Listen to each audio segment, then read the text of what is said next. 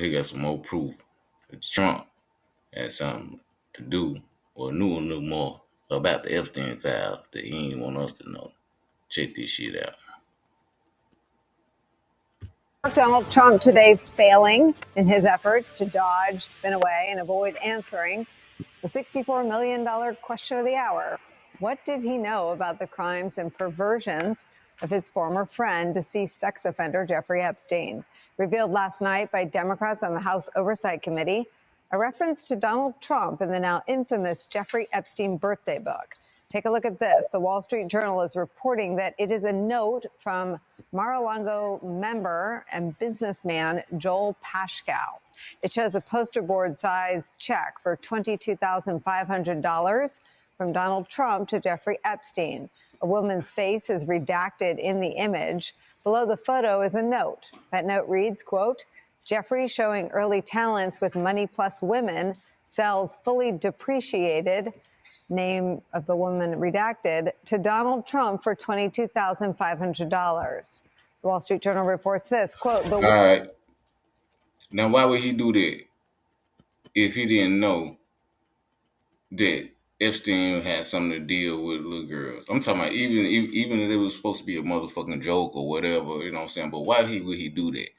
You know what I'm saying? It was a reason why he did it, that whole damn thing. It was supposed to be something like that. Epstein was the boyfriend, then Trump was the boyfriend, or some shit like that. I don't know. And that's how that shit went on. But why would he post that like that? Like he sold her like a fucking used car to Trump, if that's what he wasn't doing.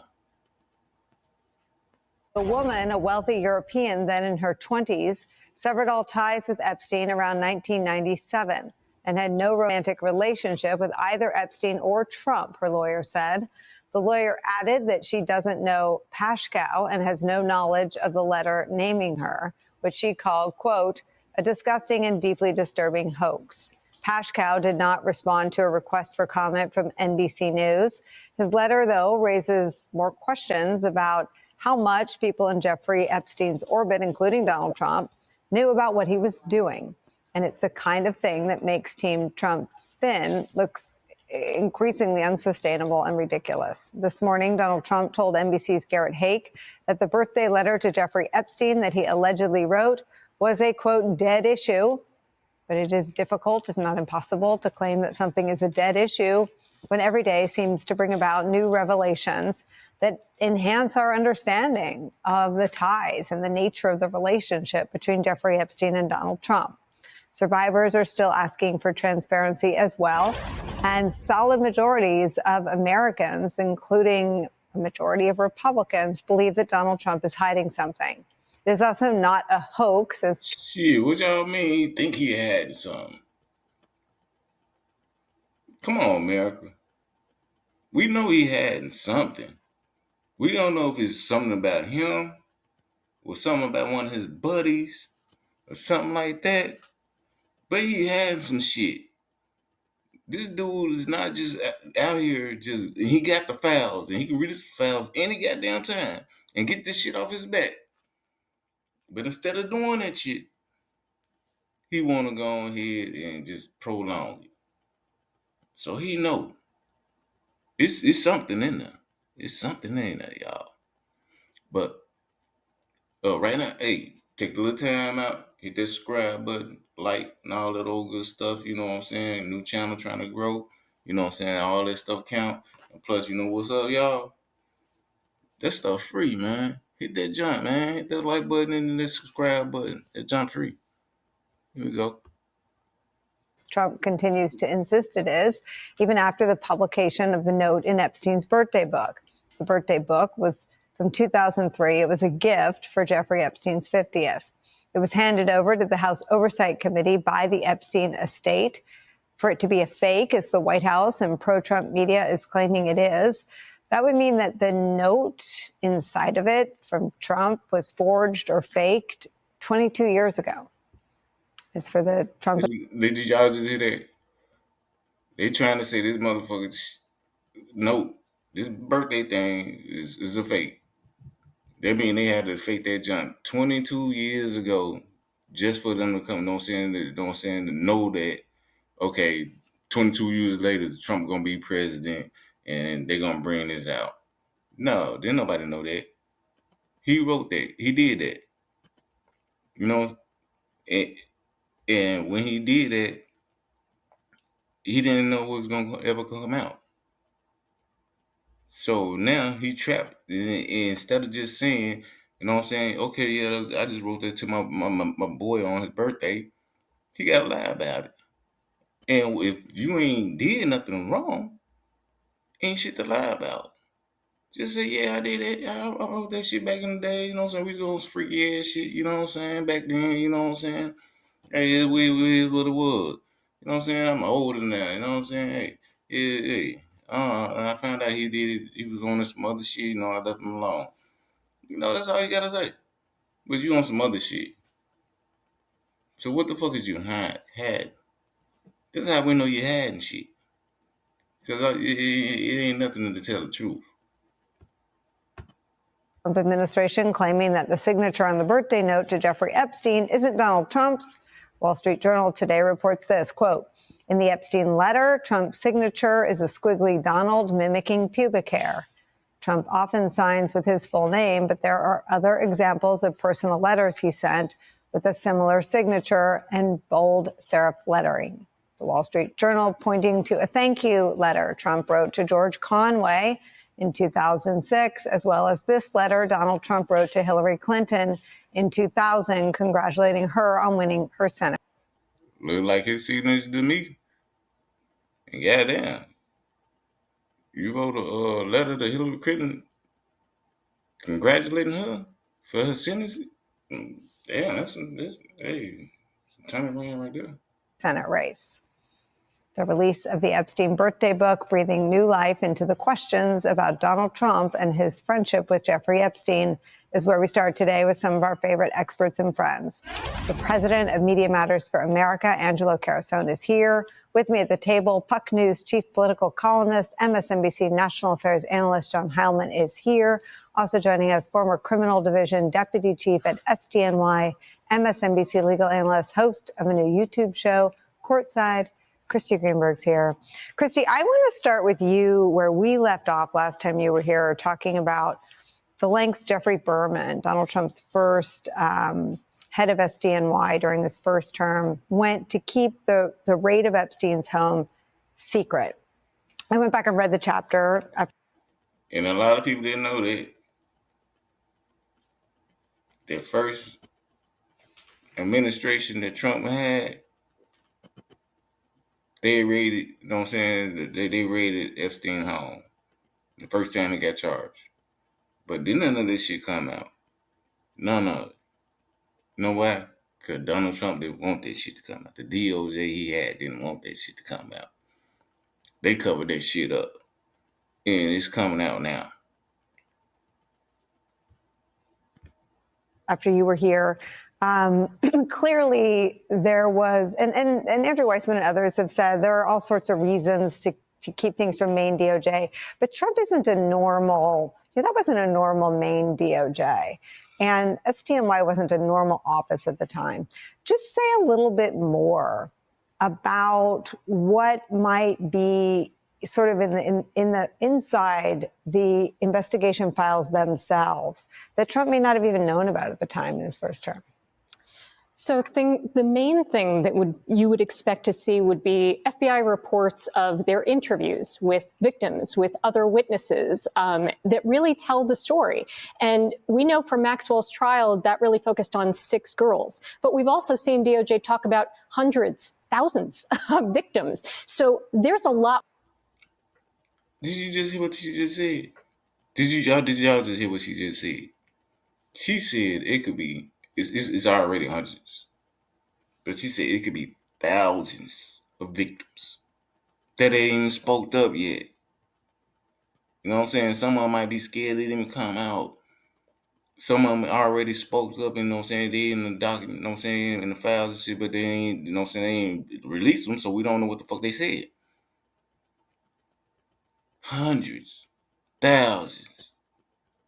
Think about that, y'all, of young girls. Lot more than what was presented at that trial. And Jeffrey Berman actually says in the book, because of all of the nonsense that went on in Florida, they really tried to focus their case on what happened in New York, acts that were in that New York house. And so it is highly likely, going back and looking at that book again from Jeff Berman, that it sounds like they really tried to cabin their case about what they could prove that wouldn't get damaged from that non-prosecution agreement, that sweetheart deal in Florida. So there was likely a whole lot there that was not presented at trial, that is not public, of victims telling their stories that we have not heard. And then that gets backed up when the investigators try to corroborate those victims, right? So they're looking for, search warrant returns. I think there are multiple search warrant returns that have not been made public. What did they get? Did they get photographs, videos, documentary evidence? So there is a lot there that is still, I recall you mentioning on one of your other shows, like over 300 gigabytes. I mean, to put that in perspective, that's about like 90 million pages if you were just looking at pages. So that is. Hold on. 90 million pages. 90 million pages of shit that this dude was doing. 90 million pages. And y'all let this shit go on all this goddamn time. Man, 90 million. Is a very tall building is just what that would be.